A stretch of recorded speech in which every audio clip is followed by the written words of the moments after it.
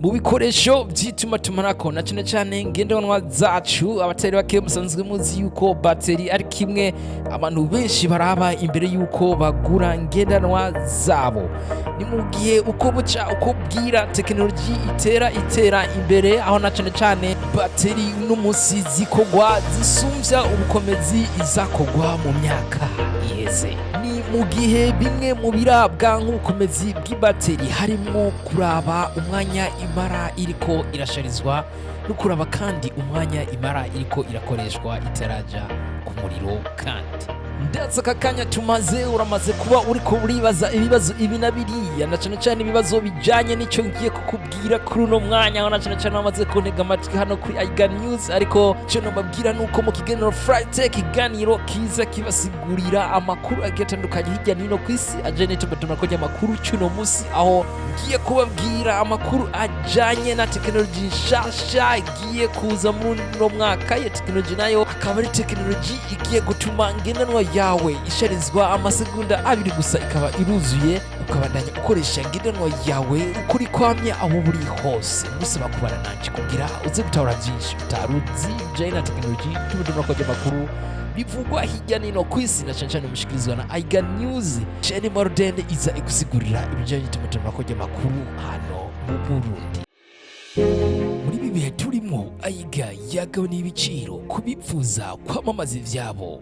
Uri umudandaza cyangwa ukora akazi kariko kose, kaze muri IgaNews ibafashe gushitsa kure ibyifuzo byanyu. Menyekanisha ibyo mukora biciye mu manjwi kumwe n'amasanamu meza atahandi zo bisanga uretse muri IgaNews. Mbiga wowe ufise icubaza, twandikire cyangwa duhamagare kuri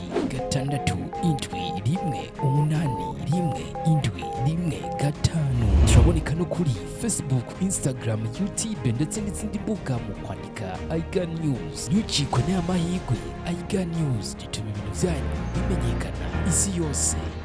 Nta kindi atari Script ni igikoresho gishasha kigufasha gushariza ngendanwa yawe Misegunda Itarenze Ibiri gusa. Igikoresho mbe gikora gute? Mbihoho kigizwe n'ikihama hoho nta ngaruka mbi canke nziza gifise. Ni IgaNews aho na cyane dutangura tubabwira yuko Script ari igikoresho kigizwe n'ibintu bitatu, aho kimwe muri cyo ari hub, ikindi link hamwe na application.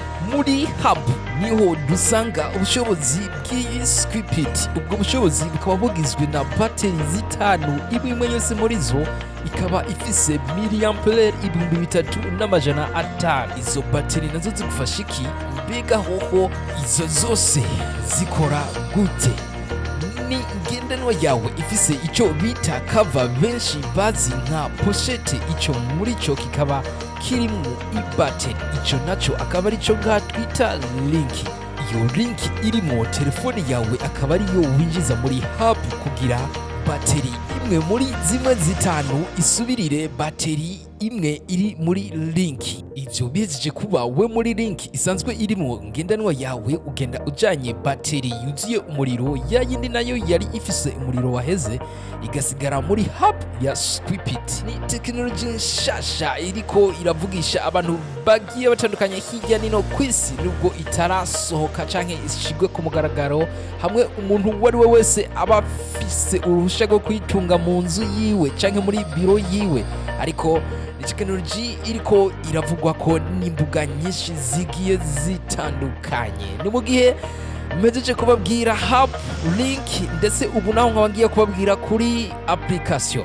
Kuvuga ni application uba usanzwe ufise muri ngendanwa yawe. Iyo application ikaba ituma haba ukuvugana kwa ngendanwa yawe ndetse na Script yawe. Uti rero bikorwa gute? Ni kumwe n'iyi application ya Script iba iri muri ngendanwa yawe. Ni kuvuga iyi icyo igufasha no kwakira amakuru y'iyi Script aho uba uri hose. Nibisigura imetero uba uriko, ushobora kuba uri ku kazi Script yawe ukaba wayisize imuhira, ariko wibereye ku kazi ikaba iriko iraguha amakuru agiye atandukanye ajanye na Script. Amabateri ari muri yo mbega arafise umuriro canke nizahe zuzuye? Iyi kanaka igeze kuri pourcentage zingahe, uti hoho mpe uruhusha nde kugira ashobore gushariza telefone yiwe, ninde kandi agije gukuramo iyi bateri, ninde kandi agiye gukuramo iyi bateri, mbega hoho ni bande batemerewe gukoresha iyi script. Uyu ndabemerere ndabahe uruhusha kuko kuza barakoresha iyi script. Kuvuga iyo ni amakuru agiye atandukanye agenda arakogwa n'iyi application iba iri muri ngendanwa yawe, hama aho uba uri hose ugashobora gukoresha iyi script ugakomunikana nayo ndetse ukamenya n'amakuru agiye ajanye nayo. Ni mu gihe ushobora kwemerera kwanka canke kugara ntagire n'umuntu n'umwe akoresha iyi script utaravye aho uri canke aho uhagaze ukoresheje iyi application yawe. Ni tekinoloji igiye gutangura vuba, ariko akaba ari tekinoloji itararonka ubushobozi bwo gushobora gukoreshwa kuri ngendanwa zose, ariko bakaba bamaze gutangaza yuko ku ma iPhone 14, 15, 16 iyi tekinoloji ishobora gukora. Ariko kandi baravuga yuko vuba bashobora gutanga uruhusha gushobora kwikoresha kuva ku ma iPhone 10, 11, 12 ndetse n'ayandi ma iPhone. Ariko kandi batibagiye ngendanwa za ma Android, aho ndavuga Samsung, Google ndetse n'izibiri. Dazi wankurikiranye mu kiganiro cyose kuva dutangura no tugiye kukirangiza, mbega mvise iki, uba watahuye iki kuri iyi script? Hoho script igiye guhindura iki muri ubuzima bwa none? Mbega hoho ni waba ufise ngendanwa yawe ikaba ifise link irimo yindi bateri, ntabwo bizotuma ngendanwa igira uburemere burenze ubwo yari isanzwe ifise. Mbega hoho ubona akahe karusho ku bijanye n'iyi tekinoloji nshasha igiye gusohoka vuba Burundi? Ubona tikeneye tekinoloji tuyivuge ko iki? Karibu muri commentaire. Mwari kumwe na IgaNews mu kiganiro Friday, ikiganiro kiza kibasigurira amakuru agiye atandukanye aje na tekinoloji n'itumatumira kujya amakuru igenero ku isi. Anashaka no musi wo turaganira kuri script, igikoresho gishasha kigufasha gushariza ngendanwa yawe mu Misegunda Itarenze Ibiri. Tugushimire ko wadukurikiranye, ariko ntibagire gusangiza kino kiganiro abandi. Nimba ubona iyi nkuru ikwiye kweri gushika kure, tukwibuza kugira subscribe nimba bwa mbere kuri ino chaîne kugira uzuribero wa mbere kwakira no kuvuriza buri gihe amakuru agiye atandukanye na tekinoloji n'itumatumira kujya amakuru kuva hirya no ku isi, mushikirizwa na IgaNews. Muri ibi bihe turimo, Iga yagabanije ibiciro kubipfuza kwamamaza ivyabo. Uri umudandaza cyangwa ukora akazi kariko kose, kaze muri IgaNews ibafashe gushitsa kure ibyipfuzo byanyu.